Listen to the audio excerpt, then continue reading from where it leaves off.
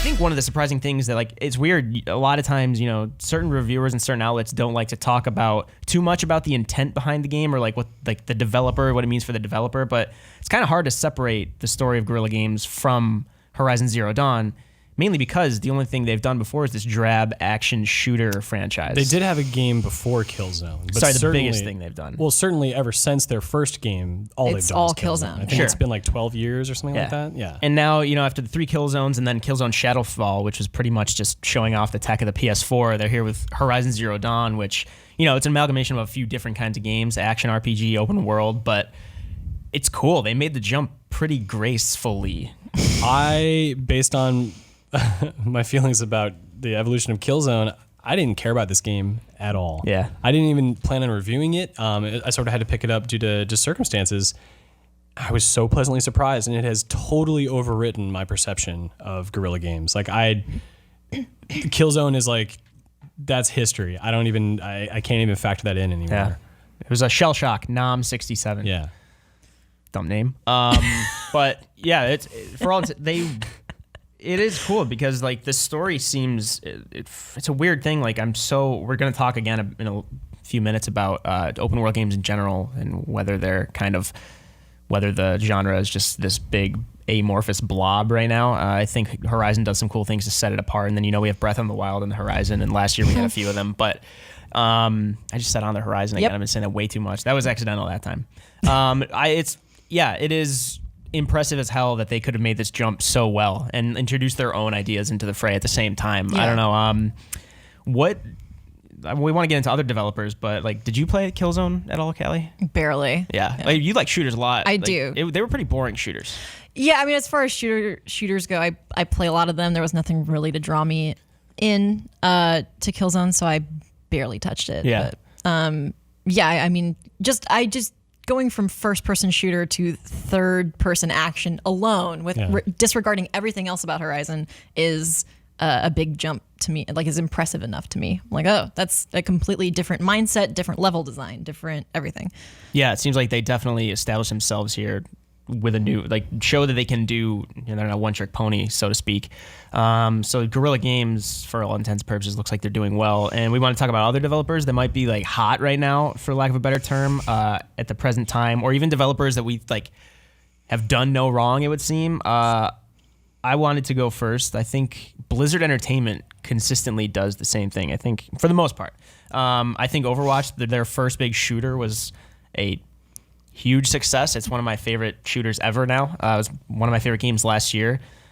Blizzard has this uncanny ability to understand what makes a genre great and kind of boil it down to its, maybe not bare essentials, but boil it down to its essence, and then, blow things up from there. Overwatch itself is just, like, great team shooter, great tactics, just the characters, how they interplay with each other. I actually think, I've talked about it before, the world building of Overwatch, despite the fact that it's not right in your face, is some of my favorite in the game in recent memory. But of course, they went from, like, start with Warcraft and they jumped to StarCraft. They have 2 RTS properties.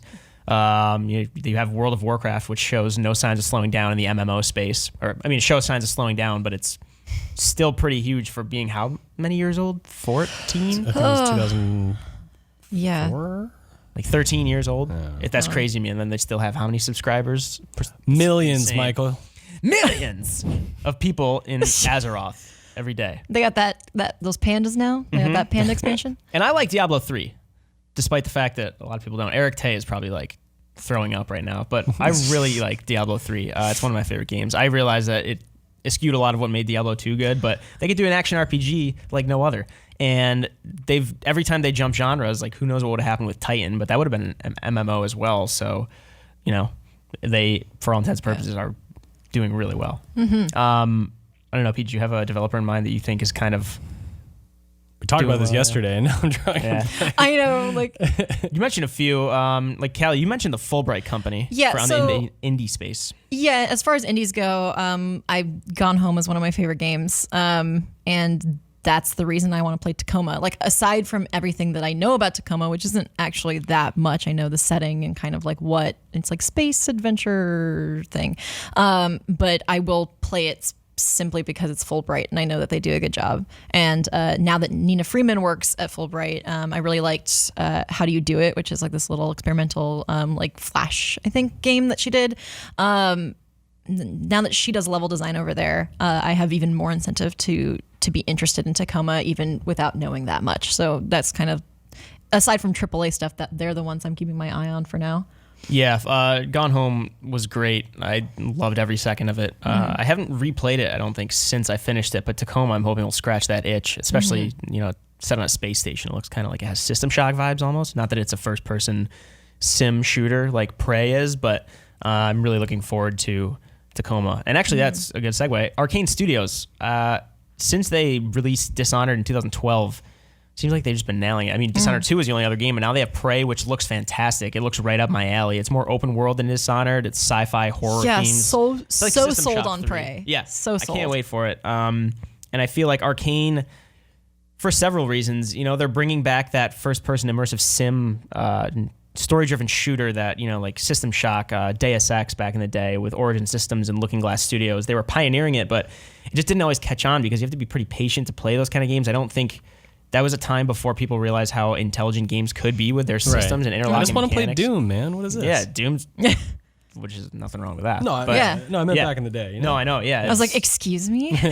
Arcane Studios like continuously impressing me. Like Dishonored 2, I'm playing through it for the second time on and off right now, and I'm loving it. And I'm pretty excited to see what they do with Prey and see now that like Ralph Colantonio is at the front. You love saying his name. Yeah, Rafael Colantonio. He's at the head of Prey, and God, say it at least once a day to me. Somehow you find a way to fit that in.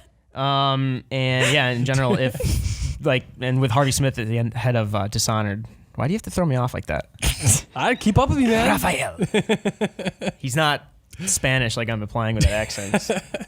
But anyway, it's Oh my God. Arcane Studio kind of always just, seems like they can do no wrong right now. Let's hoping that holds up on May 5th when Prey releases. But I don't know, what other developers are there like that are always like, I feel like Rockstar is Somebody in usually Twitch The chat. jump from GTA 2 to 3 was pretty significant. Yeah. Does someone say Naughty Dog? It looks like Foam Knuckles said he's an Uncharted people are lover. arguing over Naughty Dog, I think. Okay, I was gonna say Naughty Dog. I don't dislike anything except for like Uncharted 1. I mean, they were, rather than jumping genres like Guerrilla Games did, we were just talking about, you can look at Naughty Dog and see this gradual logical evolution, right? You start with Crash Bandicoot, the third person, like bare bones third person platformer action game on the first PlayStation. And then Uncharted, and there you go. And then you jump to Jack and Dexter, which is more the evolution of that third-person shooter and mechanics in it and wider worlds. And then you go to Uncharted, this like kind of grand adventure with set pieces. By the time you get to Uncharted 3, you have The Last of Us right around the corner. It's a much more bleak, a much more story-driven, Love it. love The Last third-person of Us. adventure and kind of like shooting mechanics, survival mechanics. Uncharted 4 rolls around. Some jamoke at GameSpot gave it a 10 out of 10, but it's a fantastic game in its own right. Nah, that was me. I really like this game. You're that jamoke. I think everybody should play Uncharted 4 for various reasons, and you can read my review if you want to. It's up on the site. Go check it out. outdated 10 out of now. 10. Yeah, it's outdated. With Lost Legacy on the horizon, maybe you should play Uncharted 4 if you haven't finished it. Did you play Uncharted 4, Kelly? I've never played an Uncharted. I don't know anything. Interesting. I was like you until a few months ago. Yeah. 4 is a That- great place to start. Really? Yep. For real? Oddly enough. Yep. I played like 10 minutes of 1 when it first came out, and I was like, screw this shit. Oh, The F-bomb. Put it in the swear jar. and then I played Uncharted 4. Feed the F-bomb, For those please. who can't see, I am placing $1 inside the F-bomb. We'll figure out what to do with the money later on, but it is in there. We It's can real buy money. ourselves a nice pizza. Anyway, Uncharted 4 is great because you don't really need all the history of the characters or the games. Okay. It tells a compelling story Frames it. anyway. Toward the Frames end, of too. it. Yeah. Bucky Bits on Twitch said Valve ? Earlier, a little bit earlier. I mean, I feel like Valve is so different than what it used to be. Now it's Yeah. just so esports focused and Very just different. Dota 2. And I'm sure, well, I know they have, and then all their proprietary stuff and their hardware to boot, but I'm sure they have a lot of stuff they're working on, but who knows what it is. Yeah. Yeah. Not quite on topic, but kind of similar discussion about a developer that went from perhaps irrelevance to utter relevance is Psyonix. Yeah. I mean, don't need to tell you guys the story of Rocket League. It's incredible. The first version of that game that came out in like 2008 or 9, supersonic acrobatic rocket powered battle cars. Yeah. We need a Jinx jar. That game, but it didn't have legs, and we just leave it at that. God. But what about Rocket League? Does it? Rocket League has so many legs. It's got wheels.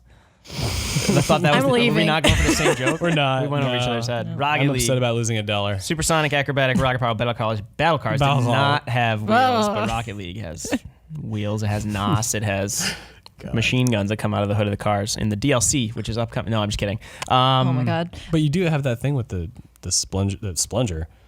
The weapons? Plunger. That's the word. You played much of the No. what is the mode with all the I get so sick of that. You do have nitrous. Damn, that's the ugliest car ever. That's real ugly. I'm a Masamune person. You would be. Weeboo.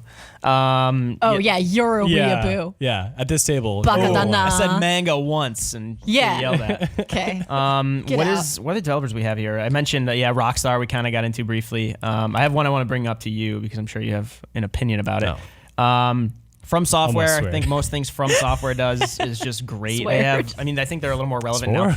Yorm the Giant. I that swear. figure, the beginning. What are you two talking about? Something else. He said I almost sweared, and then I was like, sweared? At the beginning of the show, we showed this Yorm the Giant giveaway. I don't feel like picking it back up, but it's relevant because Dark Souls 3 has DLC incoming. Eric Tay would know when. It's about a month or two away, kind of amid this spring release schedule. Everything From does is some sort of excellent. I gave Dark Souls 3 an 8 out of 10. I felt like it got a little repetitive in the late game and the bosses stopped being interesting. Same problem I'm having with Neo, actually, but I really like both Neo and Dark Souls 3. But Bloodborne's one of my favorite games, and anything from... Oh, this is my footage, I think. Anything FromSoftware does is just, in general, I expect it to be fantastic. And they haven't let me down yet, so I don't have any reason to expect they might. You should play some of their old games. Right, like before Demon Souls. What was Kingdom? Something Kingdom? Oh, it was Kingsfield. Kingsfield. It was a series they worked on. And that looked like Ultima Underworld first-person like RPG sim. Yes. Am I right? Dungeon crawler. Yeah. Yeah. And of course, they made a lot of Armored Core games, which were very hit or miss. Yeah. But since Demon Souls, I feel like they've nailed it more or less. Speaking of someone that used to be kind of... So with Joe Danger. Joe Danger. Joe Danger. Hello Games kind of jumped genres with No Man's Sky, a contentious game of 2016. Some people got what they wanted, some people did not. Some people felt like promises were broken. Some people felt like marketing led them astray. But like it or love it, No Man's Sky was very different from Joe Danger, Hello Games' previous series. Yeah. Pete, what's your thoughts on the jump they made? They took away the motorcycle. Yeah. They made Took away Joe. They took away Joe. Well, I role played as Joe the whole time. Yeah. Obviously they expanded this huge, universe with all these. I guess it was a galaxy, with all these planets and star systems and all this great stuff. It's just like Joe Danger was like, here's a motorcycle, you're gonna rev up and go off a jump, get some points. Like this is not that. And I think you defend No Man's Sky more than a lot of people. Yeah, I'll defend it. Do it. To near death. Do it. Near death? Near death. I won't die for it. Whenever I think about No Man's Sky, I think about that video where they played like the janky Jurassic Park music. Yeah. And then I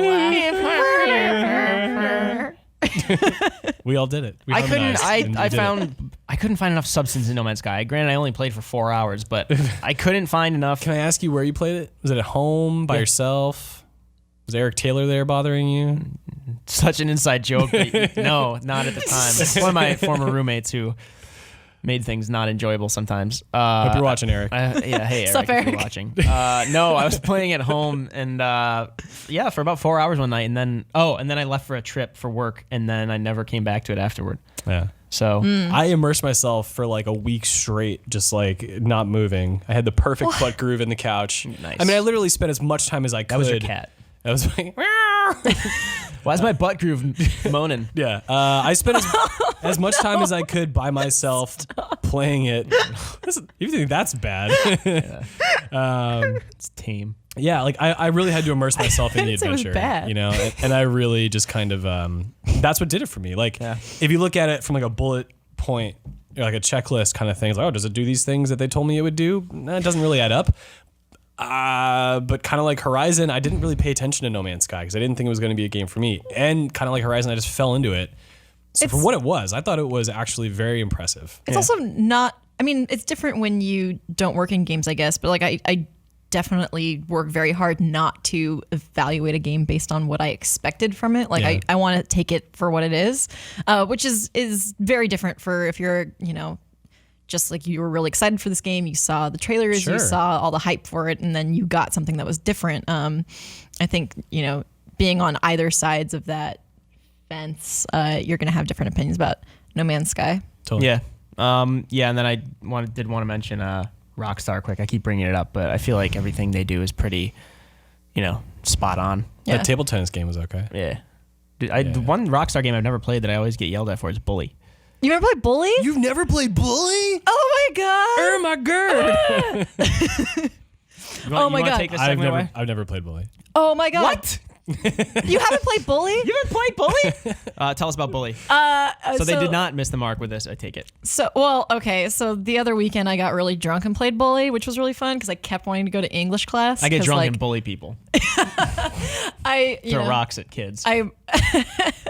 Grenades at adults. They can take it. Depending on your age, I'll throw something more lethal at you. And depending on my Good luck, drunkenness. Grandpa. So sliding scale. 80, I've got a rocket launcher. Someone draw that graph of like the parabola. Anyway, I mean, you just go around, you punch people, and you go to class and you kiss girls, and you can kiss boys. So very ahead of its time. And play pranks, right? Yeah, and and there's like I did Halloween. But like I said, I was super drunk. I'm a writer, so I was like, I can't wait to go to English class and be smart in English. Drink responsibly. And hide your grenades. And but it's just like one of those, I wouldn't call it a cult.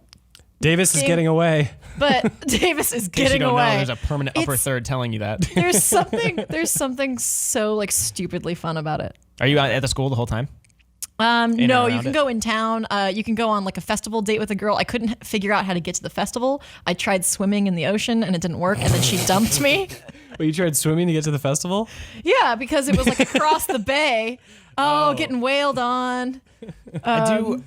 When we move on from Bully, is that everything? Is that enough? Yeah, for Bully? that's basically what I wanted to say about Bully. Yeah, so Rockstar doesn't always disappoint, to say the least. They haven't really jumped genres too much, but they are capable. Like Max Payne 3 wasn't an open world game, but that was still a fantastic third-person shooter, one of my favorite.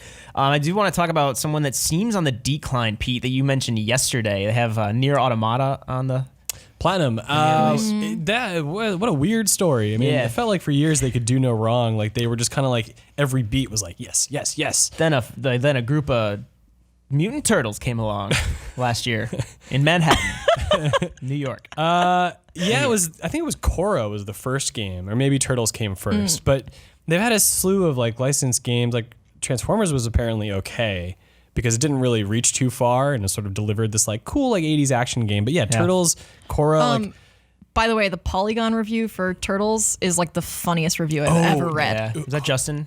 No, I don't remember who wrote it. Oh, maybe it was. Maybe it was. Justin McElroy. It's so funny. It's really funny. Yeah. Go read that. And they seem to be slipping a little bit. And who knows where the buck falls when it comes to the Xbox One game, Dragon... Scalebound. Yeah. Scalebound. Dragon. We're professionals. Who knows whose fault that is? But the story of Platinum is a bit strange at this point. To see, Sorry, I'm reading it right now. It's Justin McElroy. Okay. So funny. To read some, to see some of their failures and then to sort of see a game like this, a big one get canceled, is a pretty big indication of some problems, as is the president leaving the company. Yeah. What is happening with them? I don't know. I don't think they're out of great ideas. Like the new Nier is really fun from what I've played in preview events. That Like, girl's outfit, love it. totally cute. Gonna cosplay it. It hits all the right like buttons for me in terms of action and presentation and that like Platinum creativity when it comes to like just mixing that all together in something really fascinating and fun. But what else do they have right now? They're making a game with the people who made Final Fantasy Tactics, but it's for mobile. Like there's all this like weird stuff where I feel like the stuff that people really want from them is sort of like a side project for Platinum now. Right. They've had to adapt to the market. And it seems like their reputation, which is already kind of at a low point, hinges on the sequel to a cult classic, Nier, which not a lot of people played. I'm looking forward to Automata a lot. It's really fun from what I played. The the platinum mechanics feel really great, but Yep. I don't know if that's going to be enough to like elevate them again. I mean, but hopefully it is. They clearly have the talent in house. I don't Yeah. think it's a slight to anyone who works there or creates games for them to sort of look at Platinum this way. It's just the business decisions and the projects that are being taken on. I don't know. And maybe they're just not given the same treatment among the teams, right? Certain people go to play or to develop certain games. Other ones work on the licensed stuff. And Yeah. Yeah. I don't know. It harms the reputation of the company a little bit. Yeah. Are you looking forward to Nier Automata? Yeah. I keep telling everybody to. didn't play the original. I just it's like I want to jump into it now that there's a new one coming out. Did you play Drakengard 3? Because apparently this is like something of a spiritual successor. Wait, really? To Drakengard, yeah. Oh, cool. I've never played Dragon I Guard. haven't played that one, but that's cool. It sounds like something you might play. Probably. Not an insult. I Say Dragon Guard art. Knowing you, what it would could Mike be an play? insult. What would Mike play? Mike would play Wii Sports Resort. At least give me like Nintendo Land. No, you'd play Wii Sports Resort. All right. Just for a workout. Whatever. All right, moving on. So if we didn't mention any developers that you think jump genres really well, or any developers that are kind of hot right now, doing a good job with their recent releases, or any that you are excited for, let us know. Hit us up on Twitter, Pete Brown, Callie Plaggy, Mike Mahardy, and leave your thoughts in the comment below if you're watching this on YouTube.